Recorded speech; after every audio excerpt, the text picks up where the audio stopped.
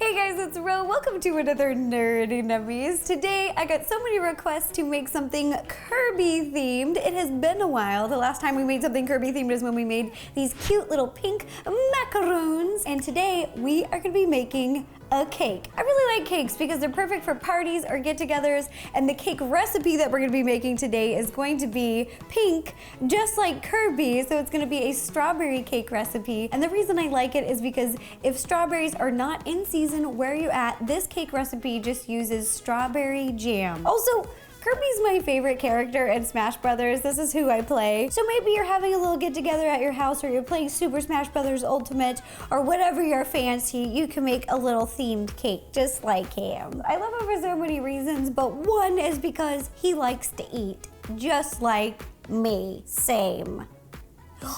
Also, to make this cake today, I'm going to be using the ball pan from my baking line. You can make anything that's like a sphere shape. It just makes it a little bit easier. You may recognize on the side of the box, this is a little penguin cake that we've made before, but you can also make little faces or the globe. We've made this cake before too. All right, let's get started. The recipe that we're going to be making today is a pink cake, just like Kirby. It's a strawberry from scratch recipe. And in front of me, I have all of the ingredients. I will link to the ingredients and their measurements down below in the description, so if you'd like to follow this recipe, you can do so. So we're gonna start all the way over here. The first step to making this cake is whisking together the dry ingredients. In a medium-sized bowl, I have some flour, and I'm gonna add baking powder, baking soda, and some salt, and whisk together till well combined. Then we're just gonna set it down over here off to the side and cream together our butter and sugar. In a very large mixing bowl, you're gonna add your sugar and your butter. You'll want your butter to be at room temperature. It just makes it easier to cream. It's softer. Then using an electric hand mixer, I'm gonna mix together for about 3 minutes till it's light and fluffy on a medium speed. Once mixed, you're gonna add your eggs. Here I've got 4 eggs. I've already cracked them, and we're gonna be adding the whole egg, not just the egg yolk or the egg white, but the whole thing. 4 eggs. Here they go in. Bloop, bloop, bloop, bloop, bloop, bloop. Then mix it up again. Now, the last thing that we're gonna add to the butter mixture until we start putting everything together is, guess what kind of extract? This is pink. And it just smells like delicious strawberries. That's right, we're gonna be adding our strawberry extract just to give it that extra boost of strawberry flavor. Yum, yum, yum, yum, yum, yum, yum, yum, yum. Then mix it in. I feel like I just want this cake for my birthday this year. Oh, that's good. Now we have our butter mixture ready. Over here I have some milk, and over here are dry ingredients. You'll also notice, yes, we've got some strawberry jelly. I haven't forgotten about this, but we're gonna add this at the very end. So save this, hold on to it over here, and optional, a little bit of pink food coloring if you want a really bright pop of color.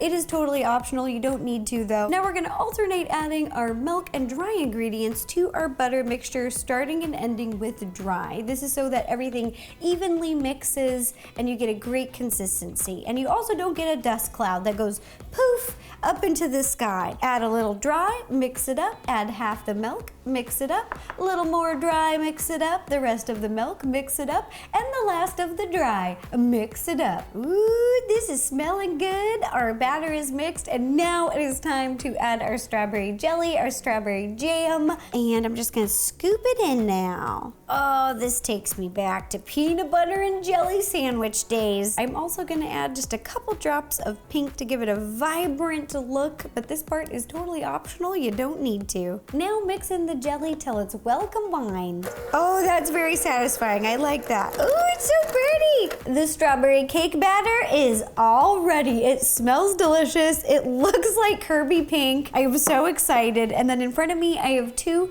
greased pans. Now these come together in the set. So when you stick the cakes together, it will make a little sphere. It'll make a little ball. With the cake pans come these little silicone liners, and this is so it won't fall around in the oven while you're baking. So they rest on top of there, boop, to keep them in place so that your cakes won't be uneven on the oven slat. flats. All right, here we go. Now I'm just gonna eyeball it, evenly divide the batter into each pan. Here we go, boop, boop, boop, doo. This is the scary part because I can't usually see what I'm doing. As you can see, we're putting a lot of batter into these cake pans. Usually I add a little less, but this batter is very dense. It doesn't rise as much as other cakes, partly due to the jam, the strawberry jam. Ooh, there we go, perfect.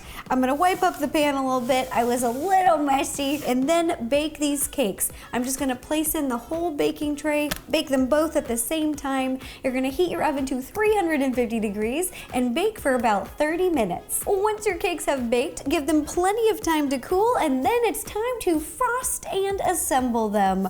Over here, I've cut off one of the tops of the cakes so that when they stack together, it won't roll around, it won't move, and it was the perfect time to do a little taste testing. It's delicious, we're good, it's a go. So over here, I've got a turntable to make frosting a little bit easier and a cake plate, but you can pick whatever you want to serve your cake on. It can just be a plate or a cake stand, whatever you'd like. I've also got a piping bag of buttercream icing that I've dyed pink. I'm putting a little bit right here, right in the center. Boop. So that my cake will stick. And I'm gonna take the cake that I've cut off the top, flip it, whoop, upside down, and stick on top, right in the middle. Perfect. Then using the same buttercream icing, I'm gonna frost the middle. I like to pipe an outline all the way around the cake, like a fence, and then fill it in, making zigzag motions. Boom, like that. Then, using a small offset spatula, gently spin the cake all the way around using the turntable. Look at this, it just feels like pottery class. Oh, beautiful. Edible art. You can put a lot of frosting or a little bit of frosting, whatever you'd like. I've put a medium amount. Then we're gonna stack on the top layer of our cake. It's quite a dense cake.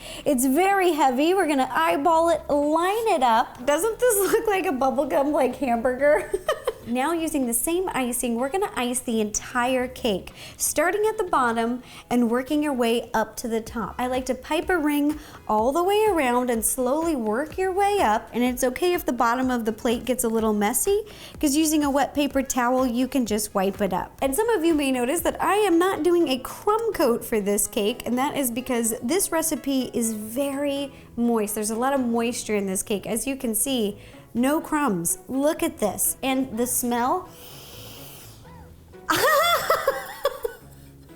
I want to eat this so bad because this is so good. It smells delicious. This smells like it was made in a restaurant. So this is a great recipe. You can't go wrong here. All right, let's finish piping. Ooh, if I can. Stay focused, Ro. We're almost there. I can almost have a slice. We're almost done. Once the cake is iced, you're gonna take a larger offset spatula and smooth it out. And here's where you just be a little bit patient.